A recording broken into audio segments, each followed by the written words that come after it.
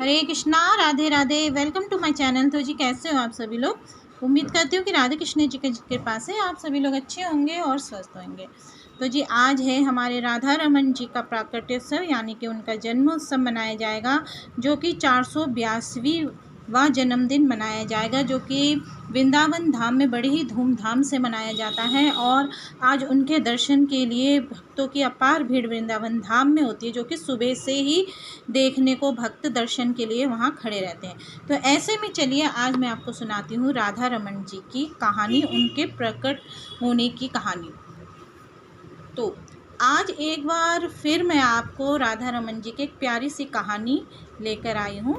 तो राधा रमन जी का मंदिर श्री गौड़ीय समाज के सबसे प्रसिद्ध मंदिरों में से एक है, और श्री राधा रमन जी उन विग्रहों में से हैं जो कि अब भी श्री वृंदावन धाम में अब भी स्थित है। ऐसा कहा जाता है कि अन्य विग्रह तो वृंदावन छोड़कर जयपुर चले गए थे, लेकिन श्री राधा रमन जी कभी भी वृंदावन छोड़कर नहीं गए और 1532 से यहीं पर विराजमान है। मंदिर के दक्षिण में श्री राधा रमन जी का प्राकट्य स्थल है और गोपाल भट्ट गोस्वामी जी का समाधि स्थल भी है।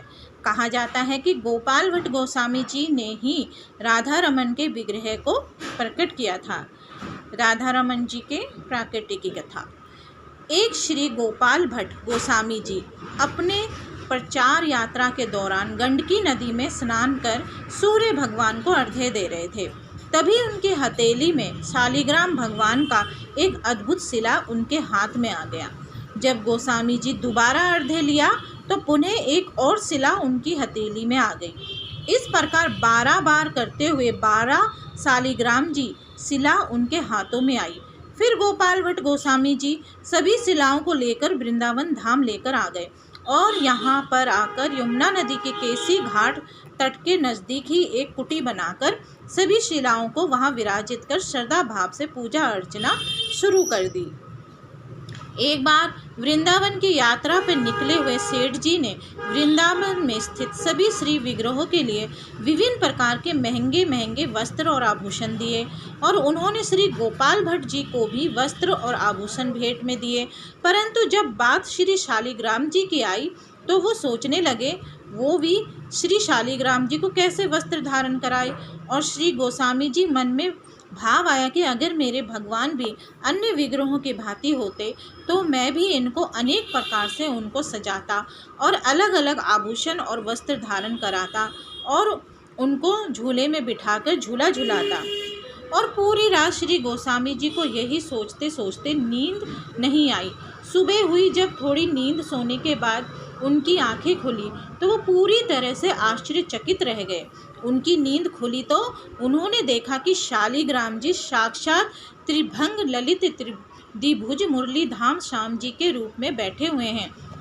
जिस दिन ये सब घटित हुआ था वो दिन 1599 विक्रम संवत वैशाख शुक्ल पूर्णिमा का शुभ दिन था। यथाशीघ्र ही श्री गोस्वामी जी उठे। उन्होंने अपने भगवान का विशेष रूप से श्रृंगार किया और उनका सेवा भाव किया। उसके बाद श्री गोस्वामी जी ने अपने सभी बड़े व गुरुजनों को बुलाया और राधा रमन जी के प्राकट्य उत्सव पूरे श्रद्धे भाव से मनाया। भगवान राधा रमन जी गोस्वामी जी के आवास के निकट एक पीपल के पेड़ के नीचे प्रकट हुए थे। ये वही दिव्य स्थल है जहाँ करीब 4500 वर्ष पूर्व भगवान श्री कृष्ण एक रास के दौरान श्री राधा जी से समाधि ले लिए थे। परंतु गोपाल भट्ट गोस्वामी जी के निवेदन पर फिर से उसी जगह विग्रह के रूप में प्रकट हुए। जब भगवान श्री कृष्ण उस स्थान से भिन्न हुए थे तो राधा जी ने उन्हें रमन के नाम से पुकारा और फिर उनको सब राधा के रमन के नाम से जानने लगे। तो इस प्रकार गोपाल भट्ट गोस्वामी जी ने उनका नाम राधा रमन रख दिया। और यही श्री राधा रमन जी का विग्रह आज भी श्री राधा रमन मंदिर में श्री गोस्वामी जी के समाज द्वारा व वंश द्वारा सेवित किया जा रहा है। और बैसाख शुक्ल पूर्णिमा को पंचामृत से अभिषेक कर हर साल प्राकट्य उत्सव मनाया जाता है। और गोपाल भट्ट गोस्वामी जी जिन अन्य श्री शालिग्राम जी के 11 शिलाओं की सेवा की थी वो सभी ऐसे मंदिर में स्थित है। राधा रमन जी के विग्रह है। राधा रमन जी का जो विग्रह तो सिर्फ 12 उंगल का है, परंतु इनका दर्शन इतना मनमोहक होता है कि जिसको देखकर कोटि कामदेव भी मूर्छित हो जाएं। नेपाल के एक कांडी नदी में एक बार गोपाल भट्ट गोस्वामी जी की सेवा भाव से प्रसन्न होकर बाला शालिग्राम जी ललित त्रिभंग और बंसीधारी के रूप में मिले थे।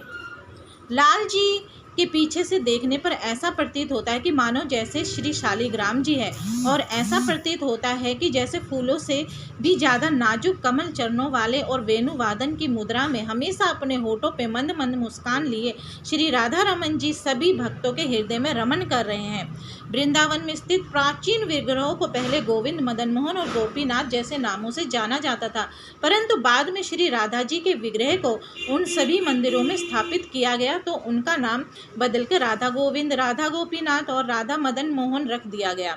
लेकिन श्री राधा रमन भगवान केवल एक ही रूप में राधा और कृष्ण जी है, जिससे ये साफ होता है कि उनके साथ राधा रानी का कोई और अलग विग्रह नहीं है, लेकिन राधा जी के पवित्र नाम की पूजा उनके वाम भाग में की जाती है। राधा रमन जी के बारे में एक दिलचस्प कहानी ये भी है कि श्री कृष्ण के विग्रह के अलावा किसी और विग्रह में बांसुरी नहीं पकड़ते। इसका कारण गोस्वामी समाज द्वारा ये बताया गया है कि ये विग्रह बहुत छोटा और हल्का होता है और ना ही किसी सतह का टिका है, अतः अगर कोई ऊंचाई पर बिठाए तो वे गिर भी सकते हैं। इसलिए भोग लगते समय हर बार हाथ से बांसुरी को निकालना पड़ता है, जिसके कारण उनके हाथ में खरोंच आ सकती है। इसलिए उन्हें भाव में बंसी बजाते हुए देखते हैं और इसलिए बंसी को हमेशा उनके नज़दीक विराजित करते हैं ताकि बंसी हमेशा उनके साथ रहे। आइए अब जानते हैं राधा रमन जी के विग्रह के बारे में कुछ खास बातें। राधा रमन जी के बारे में खास बात यह है कि इनका विग्रह इनके 3 विग्रहों का मिला हुआ रूप है। नंबर 1, इनका मुखरविंद गोविंद देव के समान है, और नंबर 2, वक्ष स्थल गोपीनाथ के समान है। तीसरा, इनके चरण कमल मदन मोहन जी के समान है। ये भी कहते हैं कि इनके दर्शन मात्र से तीनों विग्रहों का दर्शन हो जाता है, अर्थात इनके अकेले दर्शन से तीनों ठाकुर जी के दर्शन हो जाते हैं। तो जी आज की वीडियो में बस इतना ही। अगर आपको आज की वीडियो अच्छी लगे तो वीडियो को लाइक एंड शेयर करना ना भूलें। हरे कृष्णा, राधे राधे।